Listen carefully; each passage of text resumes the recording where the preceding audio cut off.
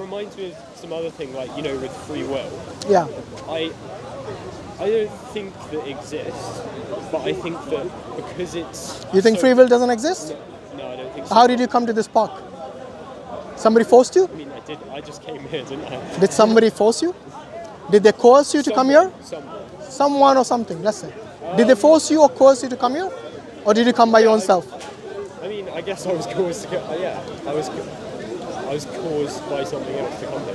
What is that thing? I don't know exactly. So you were not that. If you don't know if something forced you and you don't even know that thing, that means you were not forced. I mean, the most basic cause was, a desire to come here. Exactly, that is called... And then that is called... What? Free will. No. Yes.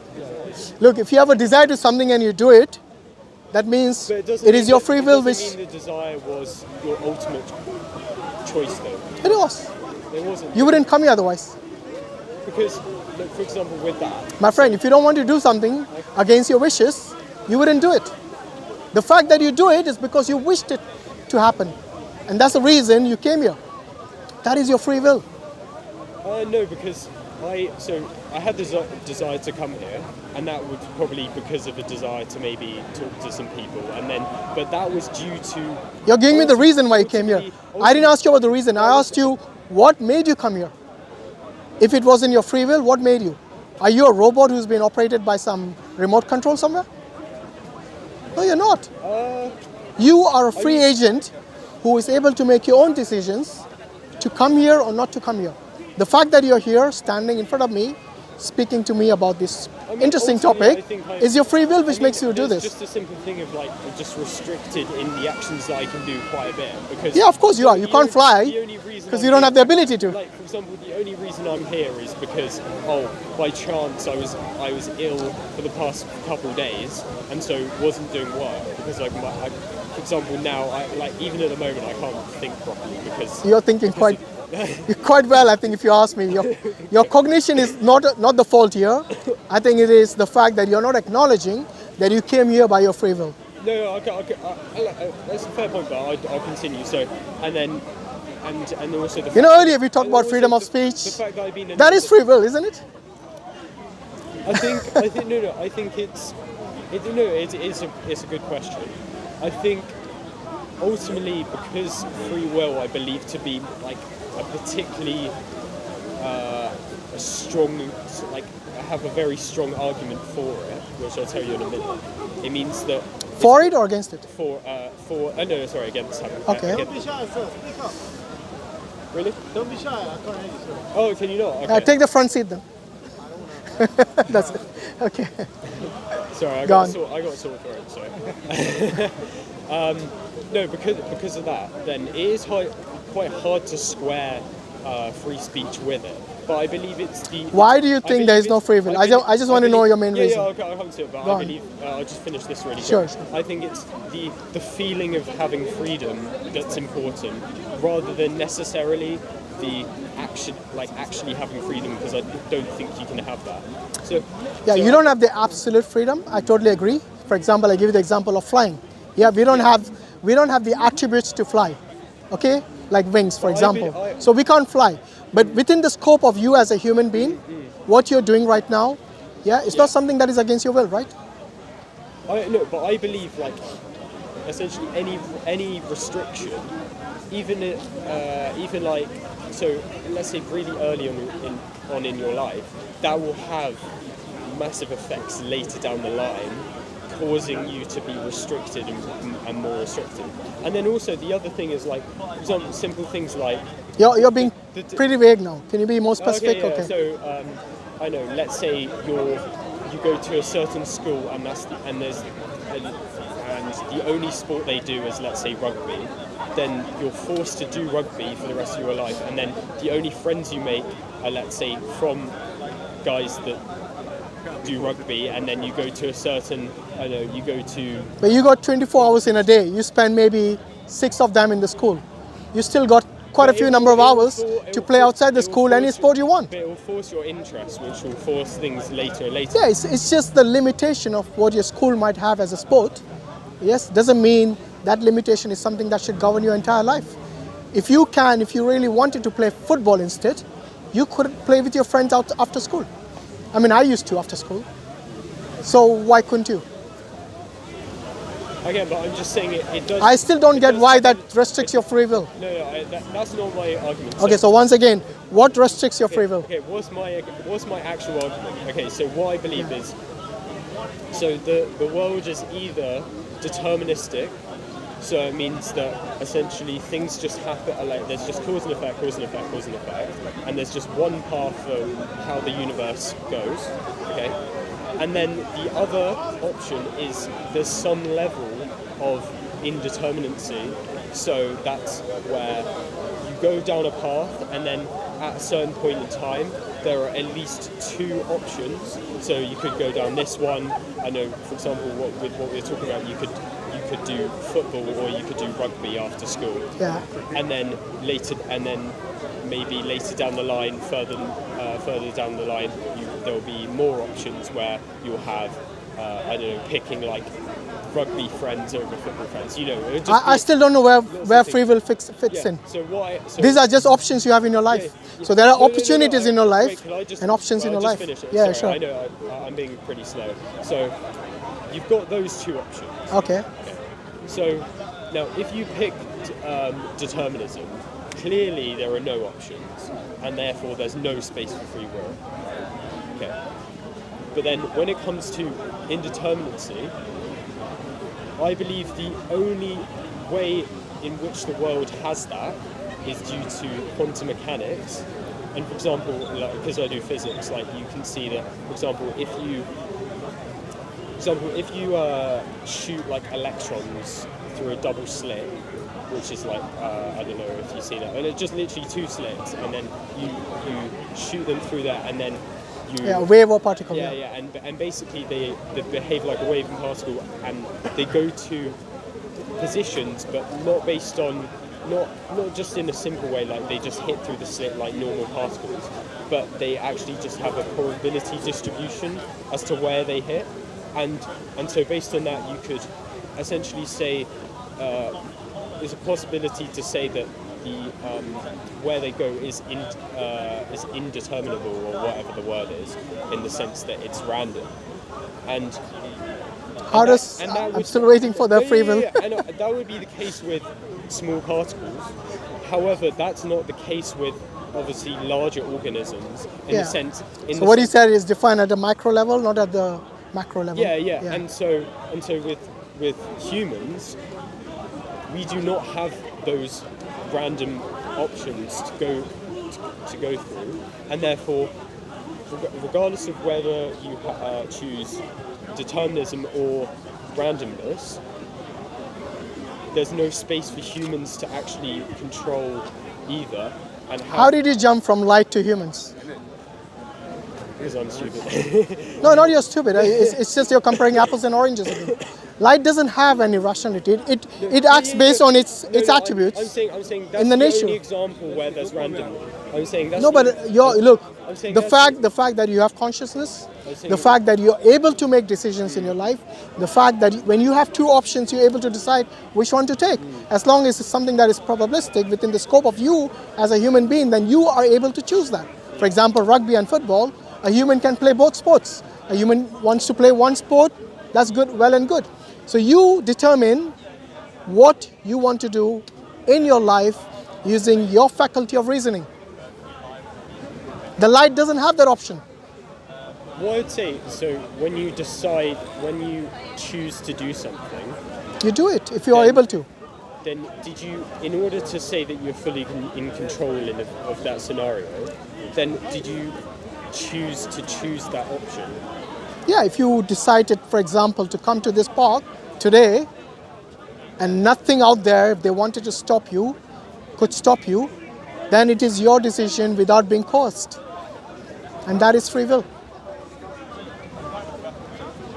Surely there were the factors outside of that. No, if there are factors within your control and you're able to act on your free will, then what is the problem? But if somebody, for example, if somebody enslaved you and shackled you to a radiator and you can't move out of that place, because you're shackled to the radiator, then there is someone forcing you to do that. Okay? But the fact you're free agent to do that with your own free will, to come to the park and speak to me freely, that is free will. I don't know why you're struggling against your free will. You know, a man you're gonna come out of your house. You're gonna choose to go forward or backwards, left or Yeah. right. Or even. Let's not fight what we have. Yeah. Let's be happy about it. Let's be happy about. Let's be content with what we have, because there are many people out there who are actually shackled, and they don't have the freedom that we have here. I'd prefer if free will existed. Okay, so why are you fighting it then? However, I don't think it exists though. Why is that? Because I think you need multiple options. You have multiple options. But do you actually though? Or Yes, you just- do. or you Like just for saying- example, you have the option actually ever to come been- to the park or not come to the Have you park. ever been in like two like universes or whatever? You've only been in one. What are you smoking, bro? You've only been. 2 universes. You've only been in like. I'm saying that's what you would require to actually know that you do have free will. Yeah, but do you think there's more than one universe? No, I'm saying that would be the only case in which. Yeah, but that let's would not be the talk case. about fiction. Let's talk about facts, right? No, right but now. if that's the only way that you would actually be able to know, then that's a fair point. No, but you can't know that because there's no other universe. And if there was, then you don't have any information about it. What I'm saying is because you've only known one way that the world has gone. Yeah, so let's stick to then- that. Then you only. Thank you. You've only known one course of action, and you can actually never know that you've had other options. My to do friend, that.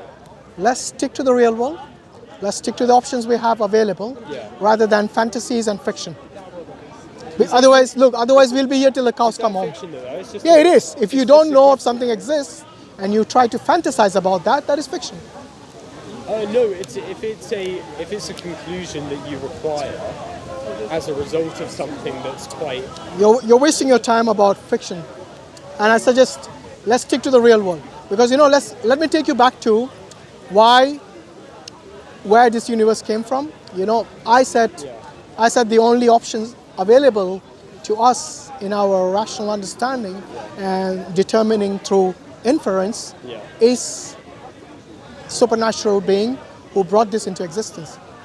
And this being is powerful, he's able to create, he himself is not created, he's the uncaused cause, yes, who created everything. And if you have any other alternative suggestion to where the universe came from, because many people who believe in science just like you, they bring in this, one day the scientists will determine this. But I don't think they will. Because those scientists who believe only in the naturalistic world, yes, they cannot operate without time and space. So before the universe, when they don't have any concept of time and space, then what are they going to do other than speculate? I think. So the question is, why would you? When it comes to this God, so Yeah, why don't you believe in God? That's the question now. I think it's the idea of there being an agent. Yeah. So assuming even just with the qualities where it doesn't have like the omnipotence, it does have omnipotence in order to create a universe, but like not all of the other ones that are more like human qualities that are like related, because you obviously you don't believe that a God is simply just has those qualities, probably has other ones like like loving, like fatherly, all of these other ones as well. Yeah, so I don't these qualities think which the humans can relate don't to, think you can God has these qualities as well, Can you justify as merciful, those based loving, on, just, and so on. But they differ in degrees.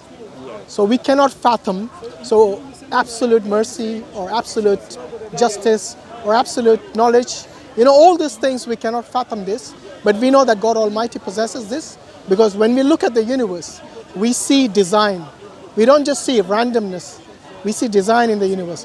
From the most macroscopic element out there to the most macroscopic universe How out do you there. know how do you know that was God who designed it, not just? Give me another.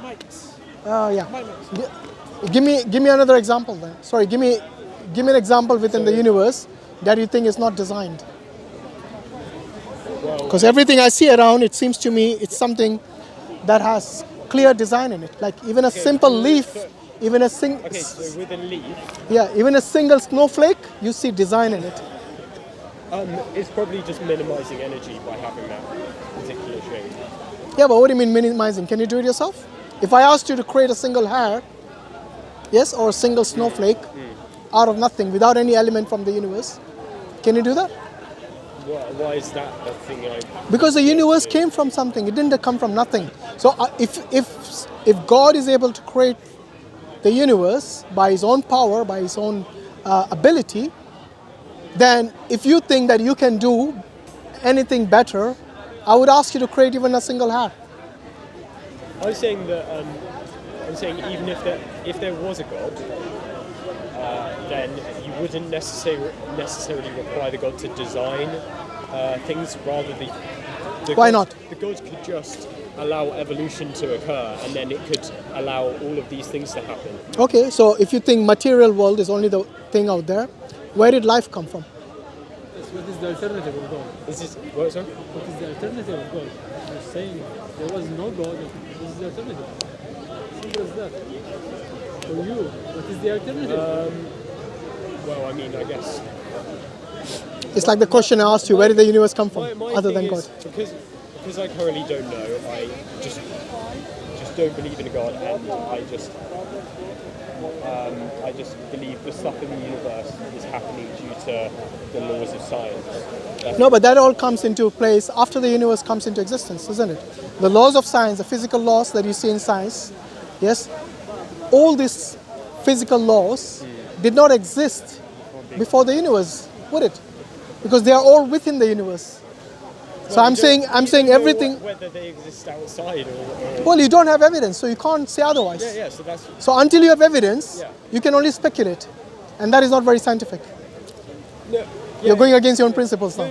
Oh, I thought you were saying they're outside. Okay, that's fine. Yeah, so let's not deal with fictional world. Let's deal with the real world. And because science doesn't deal much with fiction. It deals with the real world. No, and I just- and I things, missed so it can postulate things about fictional things. Yes? And it can say, but those are postulations. They are not even, like I said, it hasn't even reached the status of a theory, let alone of fact. So what's the theory? So a theory is something that is peer reviewed and they have evidence for What it. is currently not a theory? Postulations, which So, are basically you mean opinions. with like the multiverse and Yeah, which are basically like opinions within science. I mean, Yeah. I don't know much about them, but I see them as essentially like, let's say believing just in just opinions. Exactly. Yeah, that's why I'm saying they're opinions. So the question now is that why would you not believe in God? What is it that is stopping you? I guess, like,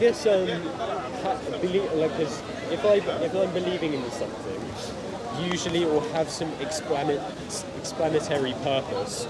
So it will, I don't know. Let's say believing like in. Mr. Atala, right? So what is the reason? What is the reason that's believing stopping you from believing in Something higher really creation? simple, Higher like creator, believing sorry. in like Yeah. protons explain something in an experiment. Yeah, so look, we know things which are in the naturalistic world, Yeah. which science does have an explanation for. We have no issues with that. By the way, the Muslims are not against science. The Muslims, some of the early Muslims, yes, like Ibn Haytham, they actually postulated the scientific methodology. Yes? So these things think there are are a pretty few- much in tune with what Islam believes in. Where they go against God is where the Muslims don't believe those things. Okay, for example, when the scientists say that all this came into existence by itself, that is in fact even against science itself, because you cannot create something from nothing, like I said. So all these things which we believe about the naturalistic world, which we know exists, which science does explain things, we have no issues with that. So the question to you is, I don't know much, but why in the would you not believe in in? the Quran, does it Yeah. say that I don't know, like for example in Christianity it's like humans were made in the image of God and stuff like that. Basically, does it say that we were just created like Yeah. So we Muslims believe, the Muslims do believe that God is the one who actually gave life to all the living beings, including the human. And was it like an instant thing, like, or was it similar to the 7-day creation kind of? No, the 7-day creation is not literal, you know that. It's not like 7 24-hour days. Yeah? It could be interpreted as So these, many things, I guess. yeah, it's not that literally. That's why I say when you read religious texts, you need to interpret based on the context.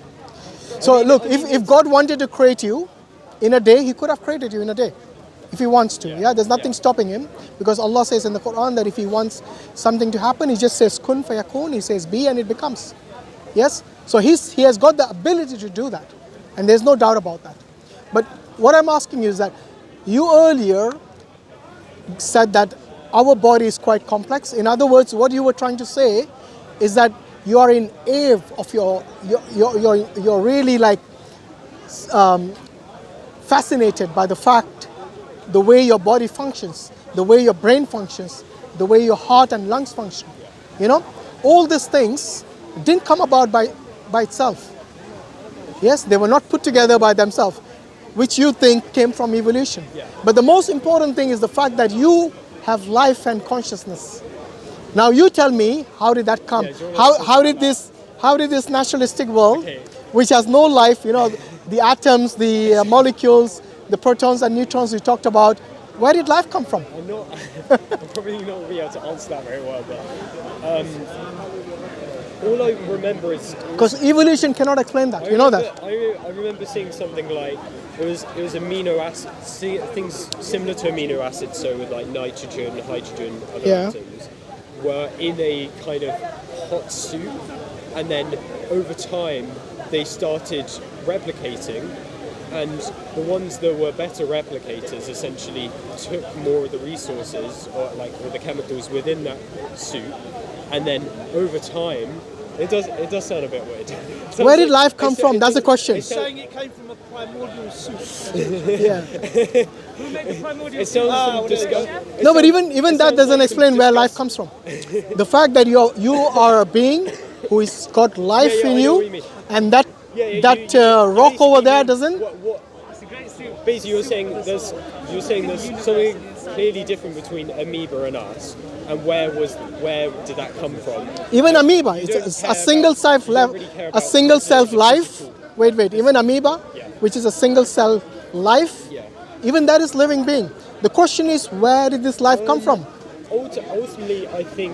How is it something that is I mean, we have to. non-sentient We have to define becomes things. sentient all of a sudden? We have to define things first. So, like, what would you believe life is? So it's stuff. Sentient, stuff that sentient. is sentient. Something that's sentient being. Is something that's. That's got conscious. yeah. Okay. And consciousness is the awareness. So, are you saying amoeba are aware of themselves? Amoeba or not? So you- Sorry, amoeba, the single cell life. Yes, they are. Their degree of consciousness is different to yours, because all they are worried about is, where do I get my next meal from? Yes?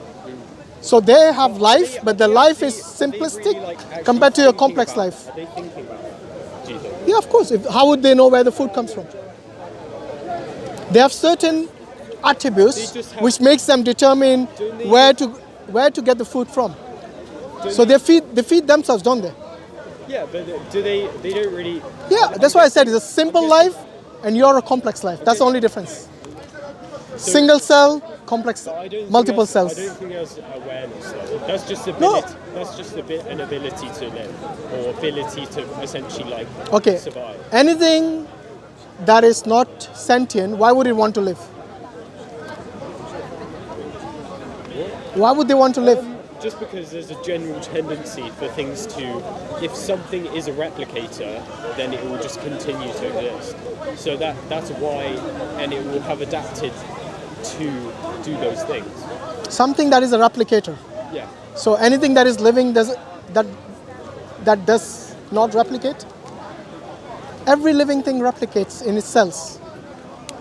Not a single cell there, okay? But the multiple cells, they replicate. The question is, where did the life within them come from? Is an amoeba a living thing according to science? He has to think about that seriously. I thought you believed in science. No, Have you done I'm biology? trying to remember Mrs. Grant. I think so. If you did biology, you would know that amoeba is a living cell. of course. Okay, so No, that's no, what I'm just trying to- all I'm asking I was is just this: trying to- where I was trying did to life think- come from? That's all. Think of basically the defining features of what amoeba is like. Yeah. The reason the scientists, the reason the biologists categorize an amoeba as a living thing is because it's got life. Okay? That is my question.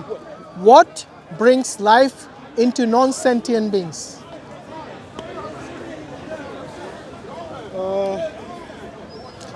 Scratch your head as much as you want. I mean, Won't get you the answer. So where do you that come from? do you think From Allah. Do you think so? God essentially like Yes. puts it in somewhere Yes. within the Yes. evolutionary. Absolutely. Absolutely.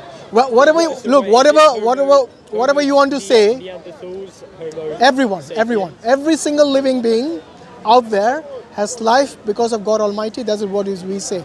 If science has an explanation to that, bring it forth. The fact that they haven't is because, like I said, they only deal with the naturalistic world. When it comes to, you do know that science has limitations, isn't it? Well, yeah, I mean, Exactly. I mean, So the whole- when you the try to whole explain, point, the whole point of science is that it's a so with religion it's a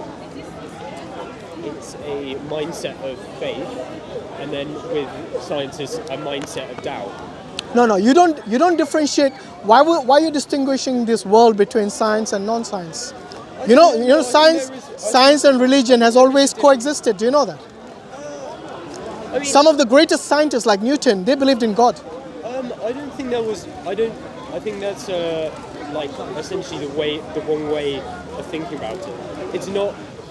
They were good scientists because of religion. I didn't say that. I'm saying do not show that. Okay, we have the world of science and the world of religion. If they can coexist, then that's most fine. People back then were religious, so Not necessarily. Any new scientist would have to be religious. So Not necessarily. There are lots of scientists back then as well who were not believing in God.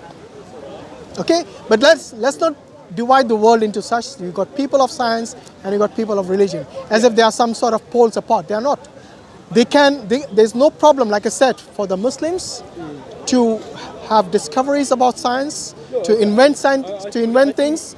A lot of Muslims back then were pretty good mathematicians. Yes. I can remember. In fact, it was the religion which actually encouraged them to take on science rather than the other way around. You see? But what I'm saying is that what is it stopping you from believing in God after you have so much evidence out there that all this didn't come into existence by itself? Why would you then not believe in God? I mean, how would your life change? If I believe in a God, Yeah. I mean, I guess I might have a stronger kind of foundation within me, because when I became like agnostic or started not believing, I kind of felt a bit nihilistic and stuff like that, and felt like I had lost. Which is not good for life, right? Yeah, it's not a good thing. But it was basically, I did feel essentially like I'd lost something, and there was no kind Grounding. of thing at the bottom. Yeah, there's no grounding. So you need to be grounded.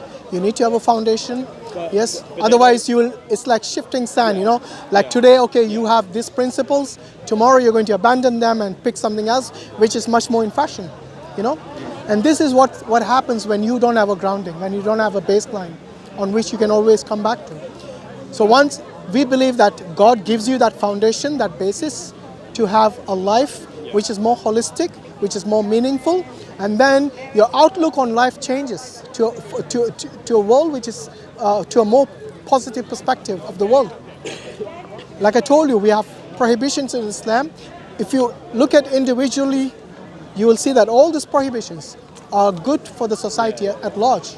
So the question arises, why would you not want to have more clarity of thought rather than I guess it's just have having this the extra baggage of ambiguity. believing in a couple of things that I don't necessarily like instinctively believe in because it like oh yeah, I don't think it has evidence and stuff like that. And Like what? Give me an example. well, just with the with having a god, Yeah. even if there is even if there is an agent that you call God who caused the universe, then a lot of the other attributes that religions such as Islam would put on a god don't seem to be able to be justified because you've only got like the thing of just being able to cause and have enough power in order to create the universe, but then everything else that's attributed is much more human in nature, and therefore like you can't really scientifically verify that in any way. What attributes are human in nature? So stuff like is a personal God that cares about each individual, but then you can't really say, well, you just got all the way from there being an agent that caused the universe to that. It seems a bit like that's making a pretty big leap. No, it's not. Because look, if you believe in God, Yeah. then you believe that God is able to communicate to you. And if God communicates to you, then He will tell you about His attributes, about what He is. Yeah. Yes, rather than Yeah, you and having also- to speculate and also about the it. other thing is I've never, if God did exist, then I've never had any like, experience of like being talked to by Him. Have you personally had that? And, like, No, I didn't. Response to prayers. Or So, other things yeah, like my prayers have been answered. Yes, Okay. and I do talk to God in my prayers. Means when I pray, Yeah. I know this is direct communication to God, with God. Okay, because the prayers entails this. So, for example, every Muslim he knows Surah Al-Fatiha, and we say Iyyaka na'budu wa iyyaka nasta'in. That is me saying it is in you we believe, and it is your help we seek. And then we say Ihdina Sirat al-Mustaqim. That show us the straight path, guide us to the straight path, means towards righteousness, towards the right path. So this is communication directly with God. We don't have any middleman like in Christianity. We have to go through Jesus or through His crucifixion, we'll be saved and so on. In Islam, we have something which is clear. For example, we believe in the mercy of God Almighty and in His forgiveness. We know that God is able to forgive us if we sincerely repent to Him. We ask for His forgiveness and we repent to Him sincerely. He's able to forgive us. We don't need any blood sacrifice or any human sacrifice for us to be forgiven, like it is in Christianity. Yes. Nor do we believe any such things like the Hindus believe in a karma, that if you do good things will happen to you. If you do bad things will happen to you. There's no room for forgiveness in that system. You see, we have belief in God, in which God is able to not only pardon you and forgive you, but He's able to change your life to the better, because He has given you guidance in such a way that everything that you have, your daily life, from the time you open your eyes the first time in your life when you're an infant, to the time when you close your eyes for the last time when you die, your entire life is governed by a set of principles which gives you a much more clarity to life. That means you're not going this cycle of trial and error. Yes? Like, okay, I'm going to go live a life, experience it, and then I make up my ways based on my desires, based on my understanding, based on my subjectivity as to what is good and right. Yes? We don't need to go through that cycle, because we already have a book, a revelation from God who communicates to us directly, who tells us the do's and don'ts. All we need to know is abide by that to have success in like life. the Ten Commandments, do you have kind Yes, of we a do. list of Yeah, like, these are the things we have more than 10 commandments. So we are not limited to just 10. We call it the Sharia. You must have heard of it. Yeah, I've heard yes. So many people have this misunderstanding about the Sharia. It's just about capital punishment and all those things. Yes, that is there, but it is only a tiny fraction. Yes. So the 99% of the Sharia deals with your daily life. Yes. How you treat your neighbor, how you speak to your parents, how you treat your parents, how you treat your children. All these things, your daily life. Yes. Not telling lies. Be just to everyone. Yes. be loving, be merciful, be kind, all these things that govern, all this is governed by the Sharia. Also in terms of your inheritance, do not be unjust to your siblings and to your next of kin and so on. Be fair to everyone. All these things is within the umbrella of Sharia. So that is the reason, my friend. What I'm telling you is that God is the best judge of telling you what to do and what not to do. Nobody else will be able to do that. Because all those people who do that, they will change their mind as time goes by. Yes? So tomorrow drinking alcohol was okay. Today it might become prohibited. Tomorrow they might say again. You know, tomorrow incest might become good when the majority say it is good. Just like homosexuality was punishable by law at one point, and now the society accepted it's become perfectly normal to wave your rainbow flags. So tomorrow they might have some other flag for incest. This is the whims and desires which is subjective for everyone, isn't it? That's the reason we always fall back on a principle of what God has established for us, rather than what humans will. Because humans, human society will always look at their own personal gains. So for example, we talked about alcohol earlier. The government won't ban it because it earns them a lot of money. They won't ban cigarettes, alcohol. Tomorrow they might even make drugs legal because it's going to, scientifically it's okay now. Yes, but we're going to make a lot of money on the side as well. So they're worried about how to line their pockets, not your well-being, which you said earlier was quite important to you. So your well-being might take a seat at the back, What comes to them as a priority is how they will earn revenue from it. And that's the reason they have advertisements for alcohol in the media. What's the Islamic view on how much money you should be getting? Like, should you be greedy and try to, work at a top bank, or is that kind of immoral because that's not really what's your view on that? Okay, so there was actually, I believe it's a hadith or a saying of a scholar who actually explained it with an analogy. He says, look, the world we live in, yes, it will be good for you. He gave an analogy of a boat, So as long as the boat is afloat on water, that is okay. So the water is synonymous to the world that we live in, the wealth, the people in it and everything. So as long as the boat will float on water, perfectly okay, as long as you don't let the water come inside the boat. So when you don't make this world, the material world, as greed, as something which is which is going to occupy your heart all the time and your mind all the time, where you have let it come inside you, rather than you actually walking about on earth within this material world, yes, then that is fine. So this is what greed and arrogance and depriving the others, oppressing the others, taking their rights away from them, all that is something which is prohibited in Islam. Yes? So greed is not good. That's the reason one of the pillars of Islam, we believe in the 5 pillars. So we believe in worshiping God and believe in His messengers. We believe in praying to Him 5 times a day. So this is one of the major pillars of Islam. The 3rd pillar is charity. Giving charity. 10%? No, it's actually 2.5% of your savings. Oh, wow. Yeah. So the more savings you have, the more you give. Yes, but it is exempted for the people who are below a certain threshold. Yes. Yeah, that's good. And this is again an important factor within Islam, that we don't just hold on to the wealth, we distribute it. And Allah says, and His Prophet Muhammad said, the more you give, the more you get.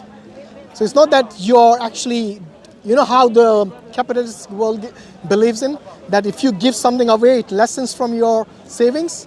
We believe the other way around, that the more you give, the more you will get, in terms of both blessing and the wealth as well. I think just generally people don't realise how much happier you can be if you give to other people. Absolutely. It's you can. I think it's something stupid if you could give some money away to someone else, or you could have something like a crazy increase in your salary, and doing the former will be way more beneficial for how happy you are. And it's crazy to think that in this world, essentially everyone is greedy and wants to get ahead. Well, it's a mindset that capitalism has created for you. But what I'm saying is that if you are someone who has got some money to give, and you give it, when you give it, it gives you a special kind of happiness. Yeah. Yes, which you will experience for certain. Even if you don't believe in God, you'll experience this. Okay, because this is something from your what do you say, your well-being as well, as a part of your well-being as well. Now, if this was the case, imagine if everybody followed this principle of giving 2.5% of their wealth, we won't have any poor people in the world. You know, because there are actually always in every society like maybe 1% of people who have got this massive amount of wealth, more than 70% of the wealth of the country or something, and then you have the other people who have to work 9 to 5, you know, be part of the rat race, and this is how they think that they are going to get happy. So this imbalance will not be there if the people start giving out money as charity for the well-being of the, you know, there are lots of people starving who don't have food on their table. They have to like basically think of where the next meal is going to come from. You know, at least we are fortunate and we are blessed that we live in a world where we don't have to go through that. But even within this country, I think there are people who are actually starving, even in the first world countries nowadays. So anyway, look, what I'm saying is that God has given you an outlook on life in such a way that if you abide by that principle, then you will have a better life in this world and in the hereafter. So we also believe, as Muslims, we believe that one day we will have to face God in the hereafter.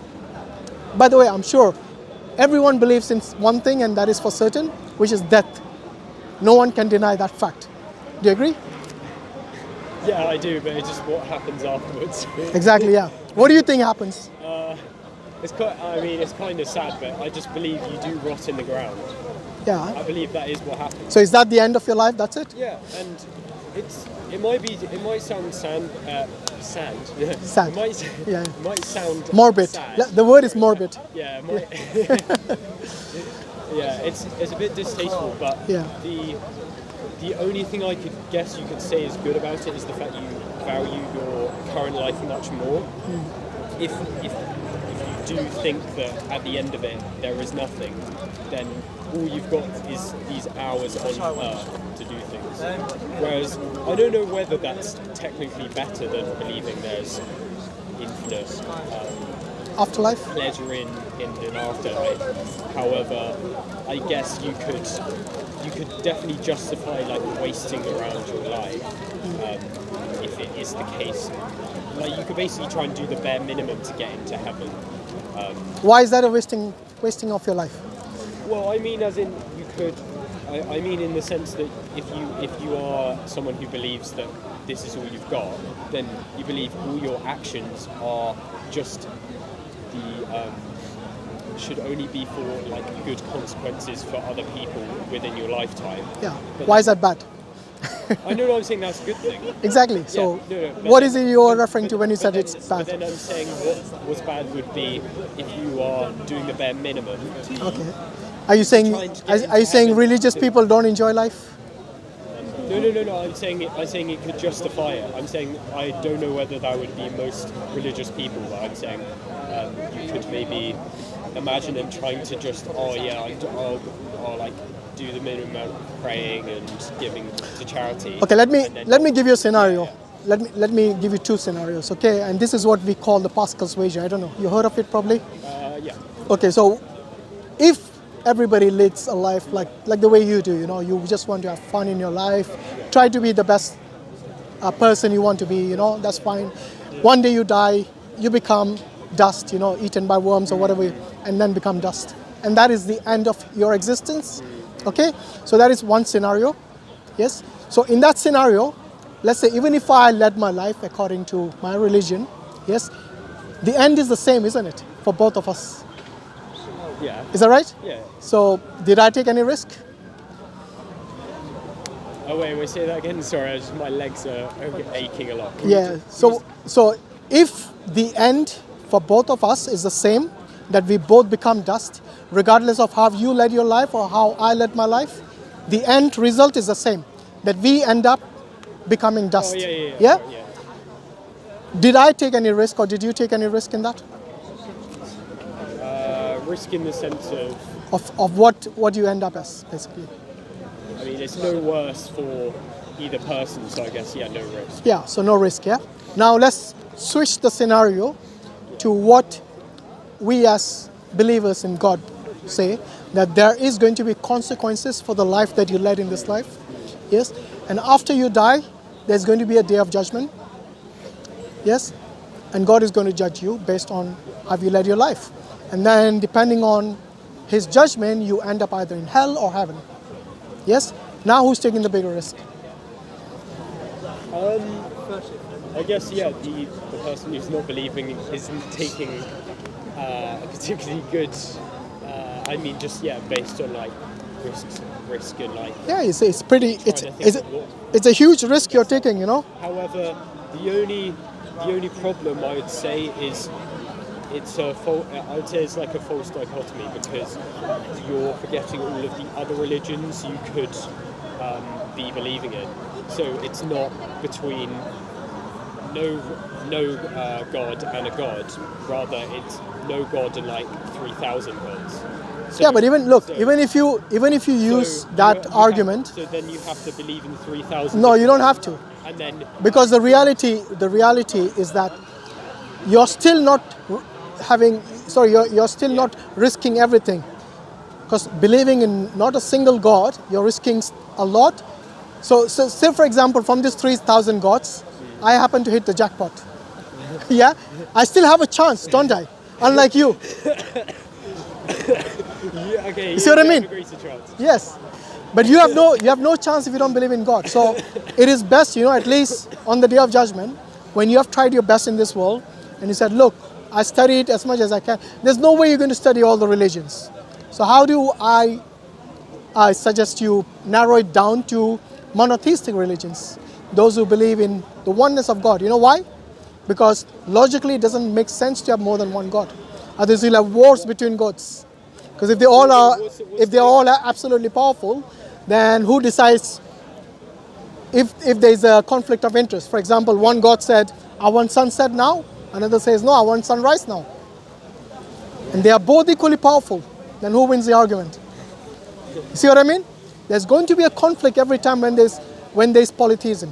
When there's more than one God, then you will have. And if you look at every mythology, the Greek mythology, the Hindu mythology, you have gods fighting each other. I guess, yeah. I mean, I could imagine some gods that wouldn't contradict each other, where you say they have specifically different tasks and they're not all omnipotent and stuff like that. Then they are not God. If they're not absolutely powerful, they don't have omniscience, then they are not all powerful God. Then God has to be the three of the. Yeah, if you're an absolute almighty God, yes, you have to. Okay, it has to. Okay. Because otherwise you're just a demigod, like the way the Greeks and the Hindus believe. I just thought you could maybe just define a God as the thing that created the universe, or a set of things that. Yeah, but God is not just a creator, That is one of the attributes of God, that He is a creator. Al-Khaliq is one of His attributes.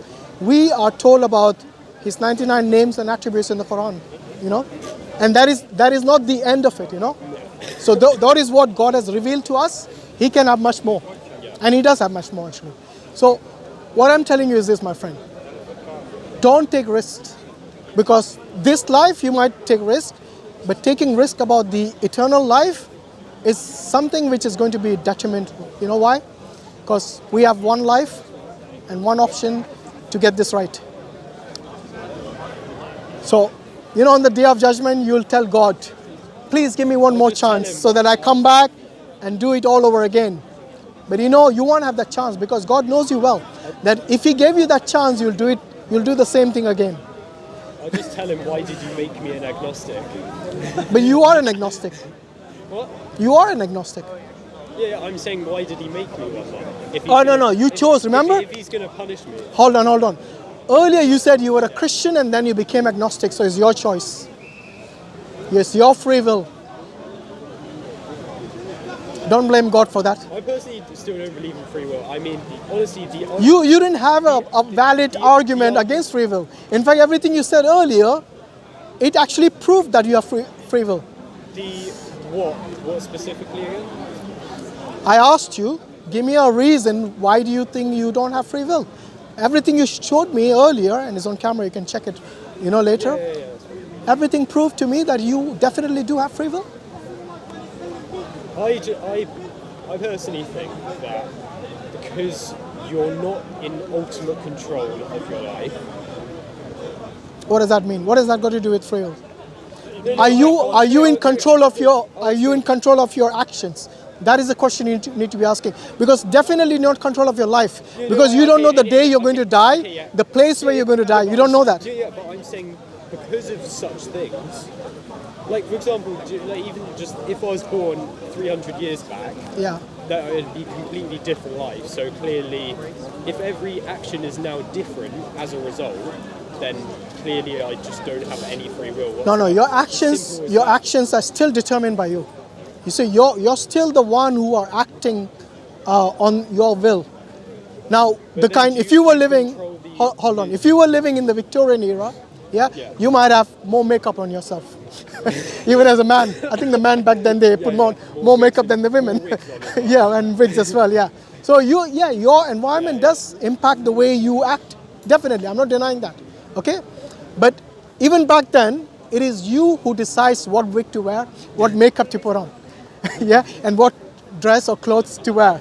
So this is something that you have total control over. Now, what you don't have control over, God is not going to question you on that.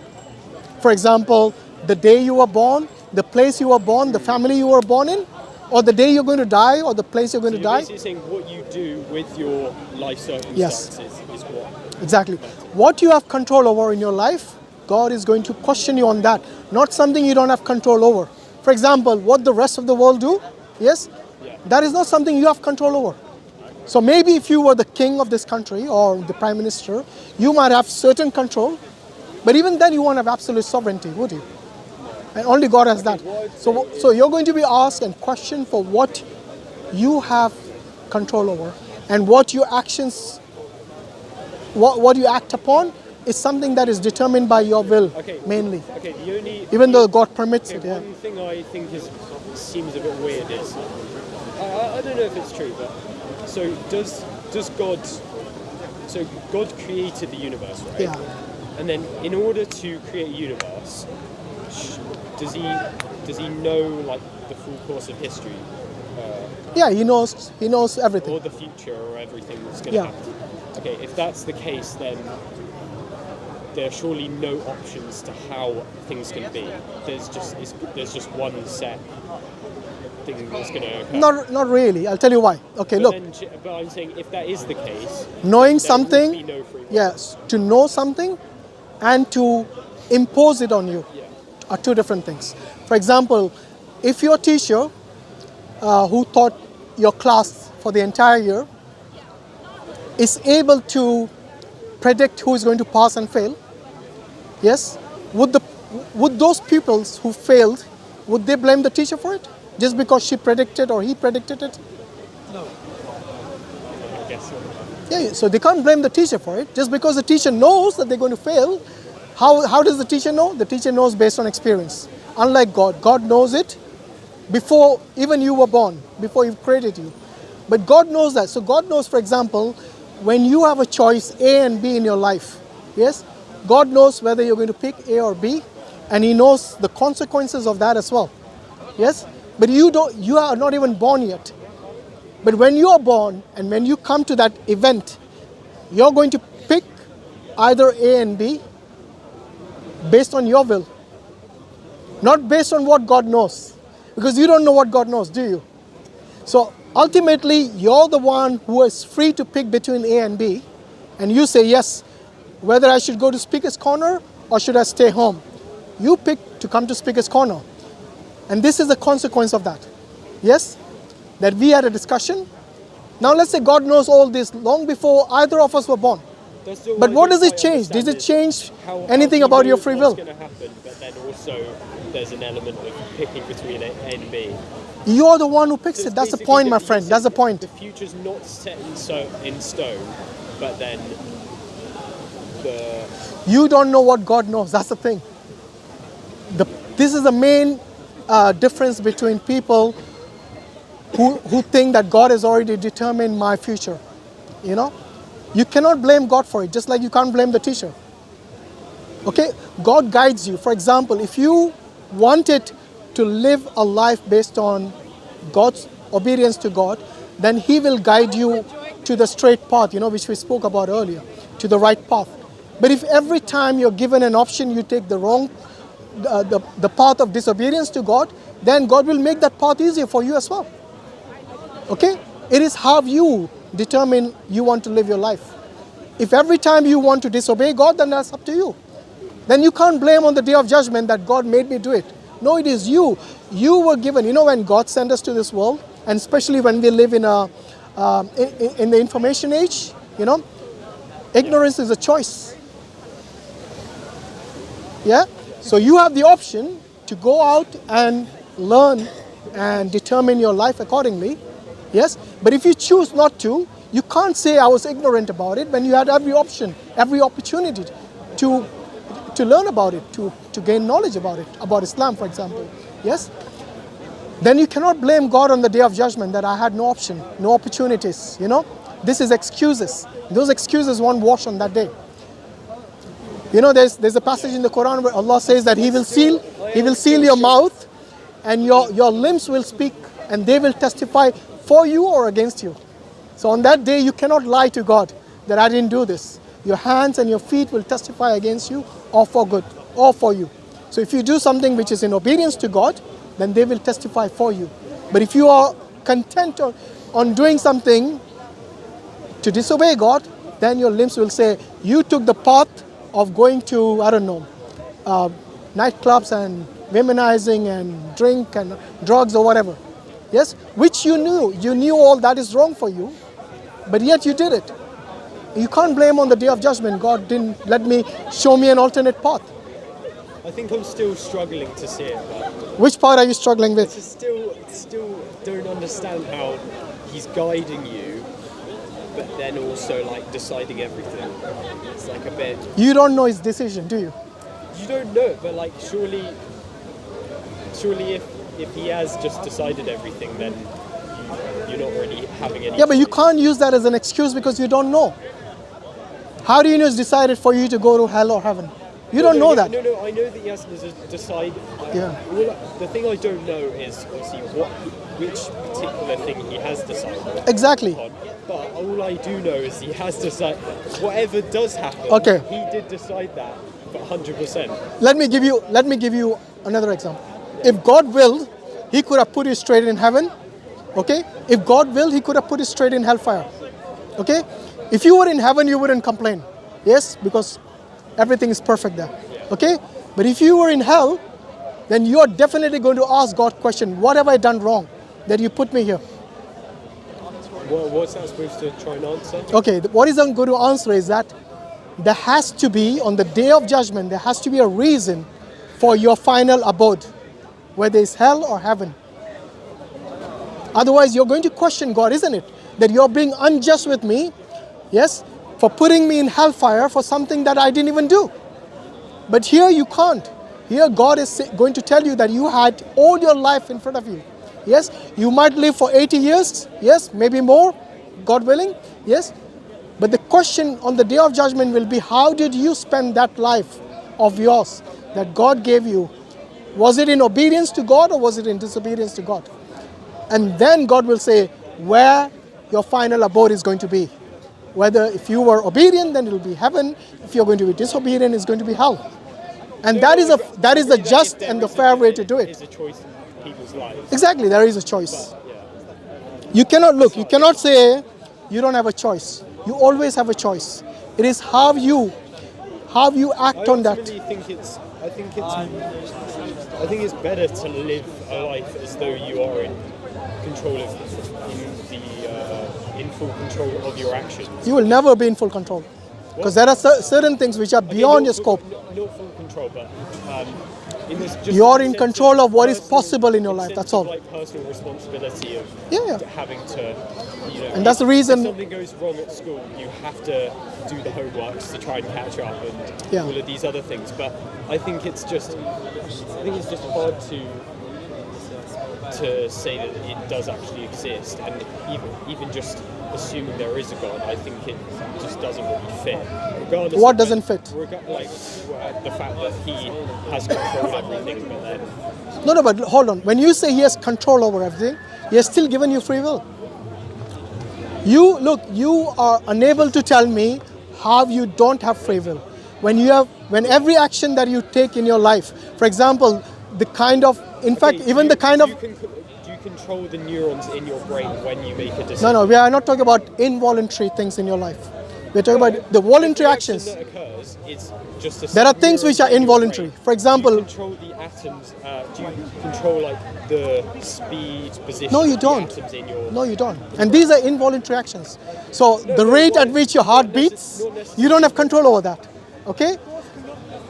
Remember what I told you earlier? That you will only be questioned for what you have control over, not what you don't have control over. You're talking about involuntary things, processes in your body. Talking about those. You are. You just mentioned neurons. No. I'm saying whenever you make an action, surely Yeah. that's what's happening. Some neurons are firing in a certain way. Remember I told you about consciousness? Your neurons firing is not your consciousness. So what is going in your brain when you're making a decision? Nothing's happening. Your consciousness determines what actions you take. The awareness of yourself. Yes, of your determine- environment, yeah. So for example, if you live in an environment where maybe you have to do something like going to school, Yeah. yes? So you can decide whether to go to school or not to go to school. That is within your control, yeah? But when you were a child, your parents might kind of force you to go to school, even if you don't want to go to school. But once you've grown up, once you're like yourself, over 18, then you have that freedom, even in this country, to determine what you want to do with your life. Whether you want to go drinking, clubbing, drugs, whatever you want. You have that. Even it might be illegal, yes, but you still have the freedom to do it. Yes? Obviously, you have to pay the consequences with regards to your health, or with regards to going to jail, for example, if you take drugs which are illegal and so on, if you get caught. But all these things you cannot say you don't have control over. You do have control over those. That is what free will is. I want you to show me why you don't have that choice in your life. I know it's. I guess what I'd say is just if it is just down to atoms within your body, and you. Atoms are not conscious. You are. I don't know why you keep going to I don't atoms. think it's consciousness that's doing your decisions. It is. Your body It is. that's doing the decisions. You cannot decide unless you're conscious. So imagine if you were unconscious, you were on a hospital bed, and if you were a vegetable, you are not conscious, right? So you cannot do anything. People have to do things for you then. But once you're conscious, then your actions are something that you decide by your free will. But surely the consciousness has to, in some way, affect the bodily functions at the same like. No, bodily functions are divided into voluntary action and involuntary action. Don't confuse them. What way? Like for example, the rate at which your heart beats, okay, is not determined by you. It's something which is Okay. it's something which is involuntary, I understand. which is important for you to sustain life, for you to remain alive. And I would say this is something that God decides The knee-jerk also. reflex or whatever, where, like, Yeah, you get everything. So there are things which are involuntary I know, actions. but I We are not was talking about wondering- I those. was wondering how your consciousness suddenly then affects not maybe the involuntary actions, but the voluntary actions, assuming there are. Yeah. It's your decisions. How does it affect that? Like, does it suddenly like go into the neurons and like change the wiring or something? Oh, now you're asking how consciousness works. Is that right? Yeah, essentially. Well, to be honest, I don't know the functionality of it, the modality. but it's Okay, just you- because as a Muslim, I believe that you have a soul. It's just you're pretty sure it exists, basically. Yeah, of course. I believe that we have a soul as human beings, and the soul, consciousness, your mind, all these are interconnected. Yes? And this is what makes you a person. This is your identity. Yeah?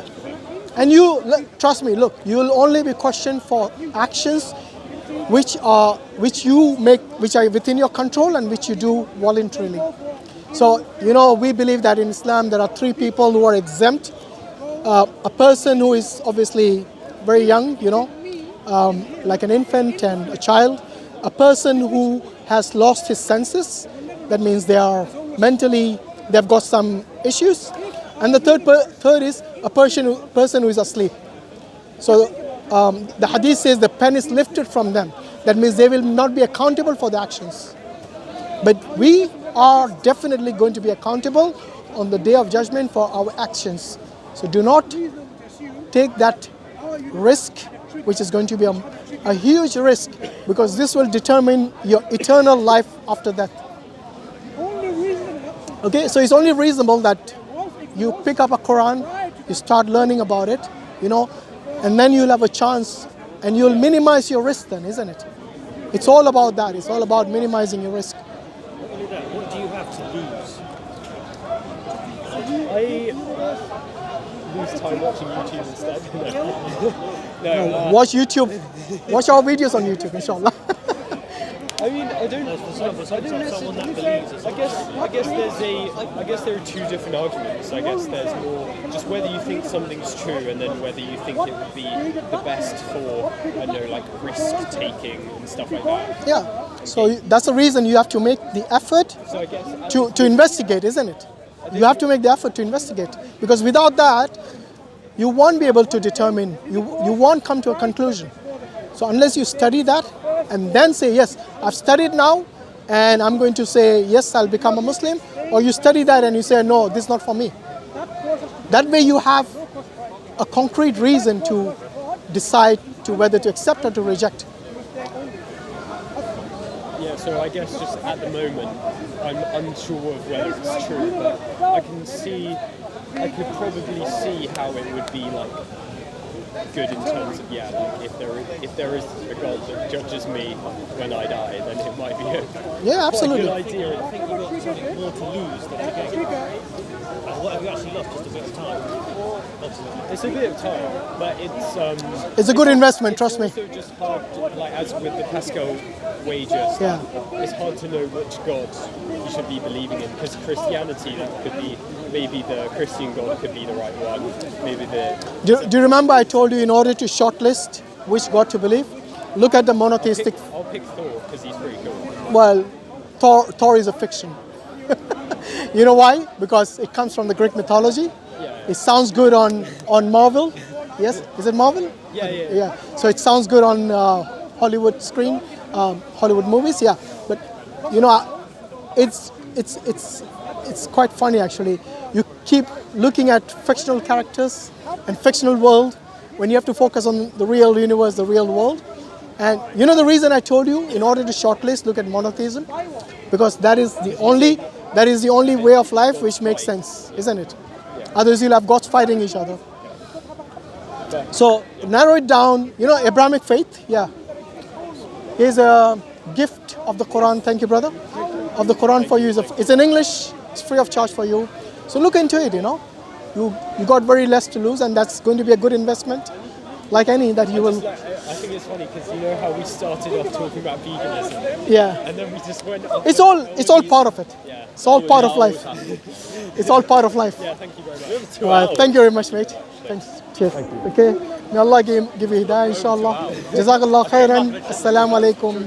Rahmatullahi wa barakatuh.